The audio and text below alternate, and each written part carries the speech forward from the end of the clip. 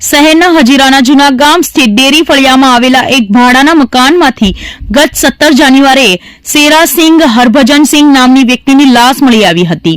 શરૂઆતમાં આ મામલો શંકાસ્પદ જણાતા પોલીસે મૃતદેહને પોસ્ટમોર્ટમ માટે મોકલ્યો હતો. પીએમ રિપોર્ટમાં ચોંકાવનારો ખુલાસો થયો છે કે શેરાસિંગનું મોત કુદરતી નથી, પરંતુ તેનું ગળું દબાવીને કરપીણ હત્યા કરવામાં આવી હતી. આ રિપોર્ટ બાદ હજીરા પોલીસ એક્શનમાં આવી અને તપાસનો ધમધમાટ શરૂ કર્યો હતો. પોલીસ તપાસમાં સામે આવ્યું છે કે મૃતક શેરાસિંગ અને તેની સાથે રહેતા અન્ય 2 યુવકો મૂળ પંજાબના વતની હતા અને હજીરાની એક કંપનીમાં કોન્ટ્રાક્ટ પર કામ કરતા હતા. તેઓ ત્રણેય એક જ રૂમમાં ભાડેથી રહેતા હતા. પોલીસે કડકાઈથી પૂછપરછ કરતા જાણવા મળ્યું કે તેમની વચ્ચે વારંવાર ઝઘડા થતા હતા. 17 જાન્યુઆરીની રાત્રે પણ આવી જ એક તકરાર થઈ હતી, જેમાં ઉશ્કેરાઈ જઈને રૂમમેટ